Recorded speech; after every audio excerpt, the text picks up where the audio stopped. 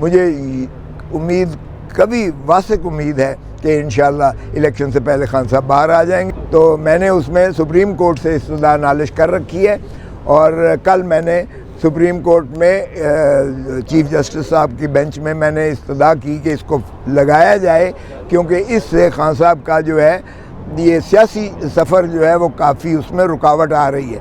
इंशाअल्लाह वो हो जाएगी। तो तोशा खाना और अलकादर में मैंने ऑलरेडी इस्लामाबाद हाई कोर्ट में बेल कर रखी है। मेरा नहीं ख्याल कि इलेक्शन तक अंदर रहेंगे। उम्मीद है कि इंशाअल्लाह आप देखें इलेक्शन से पहले ही खान साहब बाहर आ जाएंगे। हमने इस्तदा सुप्रीम कोर्ट में की है, जो मैंने कन्विक्शन जो तोशा खाने के पहले केस में जो इलेक्शन डिस्ट्रिक्ट इलेक्शन कमिश्नर जो इस्लामाबाद की इस्तगासे पर कंप्लेंट पर जो उनको 3 साल सज़ा हुई थी, सज़ा मुअत्तल कर दी गई थी, कन्विक्शन सहमन रह गई थी। और ये जिस दिन खान बाहर आया, ये आप देखेंगे कि ये जितना टाइगर्स पाकिस्तान की आवाम है, जिस वालेहाना मोहब्बत और जज्बे के साथ बाहर निकलेंगी और इलेक्शन में जाकर वोट देंगी, आपकी सोच है।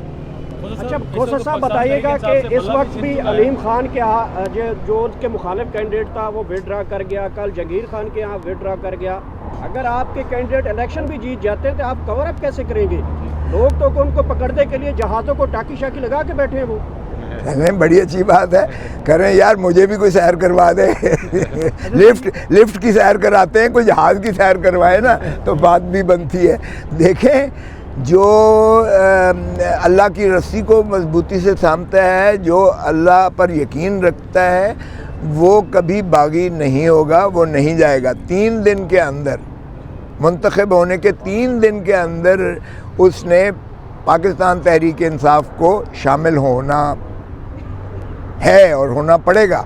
जब वो शामिल हो जाता है तो फिर उसको ले भी जाएं तो उसको इस्तेमाल नहीं कर सकते, क्योंकि वोट तो किसी और के हक में वो दे नहीं सकता है, पार्टी की खिलाफ वर्जी तो कर नहीं सकता है, तो वो अपनी सीट से भी जाएगा और वोट काउंट भी नहीं होगा।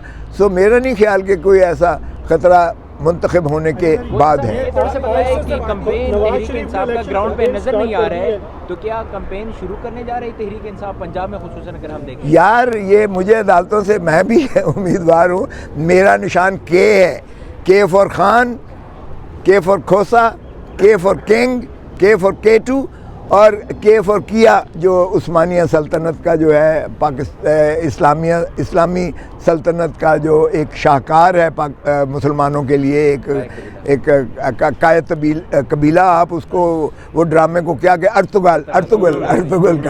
अर्तुगल गाजी का, और फिर उस्मान का, उसका बेटे का तसलसल है।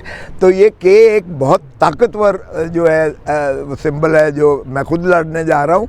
लेकिन यहाँ अदालतें जान छोड़ेंगी तो फिर ही है ना। लेकिन मेरे लिए ये बता दिया ले रहा हूँ, कल से आपसे ये भी छीन लिया जाए। ये बताइएगा आपकी चले, किसी को जरूरत है तो करें, ये भी करें, ये भी कर देखें। यार, मेरे बेटे को अंदर किया, मुझ पर गोलियां चलाई, मुझे लिफ्ट की सैरें करवाई, उन्होंने मेरे ऊपर कौन सी रियायत कर रखी है भाई? इलेक्शन कमीशन फरिश्ता मुकम्मल कर चुका है और दूसरी तरफ सेनेट में पै दर पे करारदादें मंजूर हो रही हैं कि इलेक्शन मुलतवी किया जाए, तो इलेक्शन होता हुआ नजर आ रहा है आपको?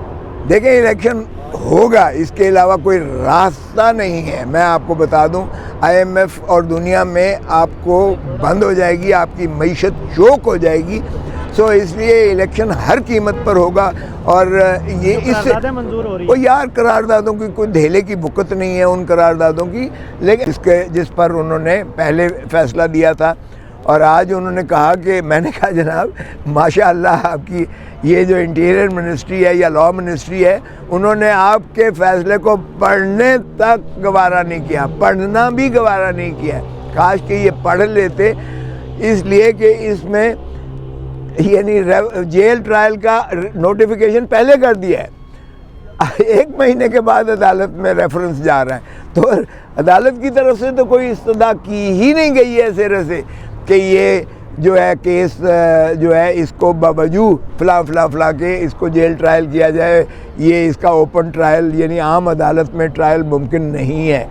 सो उन्होंने कहा, मैंने कहा जनाब ये देख लें, आपके ये फैसले में बड़ा वाज़ेह तौर पर मुंज़बित किया गया है, जिसका शॉर्ट ऑर्डर उन्होंने 11 को दिया था और 21 को जो है वो डिटेल्ड जजमेंट भी आ गई थी, वो हमने लगाई हुई थी साथ। तो उनके उसके पढ़ने के बाद उन्होंने यही कहा कि बहस हमारी हो गई भी, और उसके बाद उन्होंने कहा कि इसको ऑर्डर्स के लिए।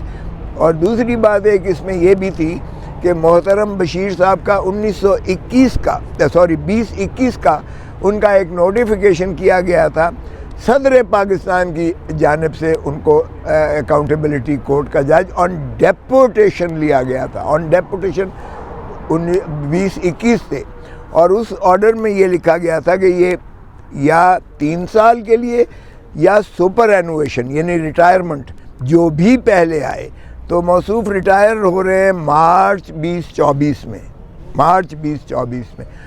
तो ग़ालिबन वफाकी हुकूमत ने या जो भी माशाअल्लाह अकाबरीन वक्त हैं जो चाहते हैं कि इमरान ख़ान को जल्दी जो है सज़ाएँ की जाएँ, इमरान ख़ान को जल्दी जो है इस सियासत के उफ़क़ से जो है वो मुनहदम किया जाए और उनकी पार्टी को जिस तरह से तितर बितर करके बखेर दिया गया है, तो उसी के लंदन प्लान के जो है जो इसकी तकमील और तरसील में इसका ये भी शायद मकसूद था कि इनसे ये काम लेना है।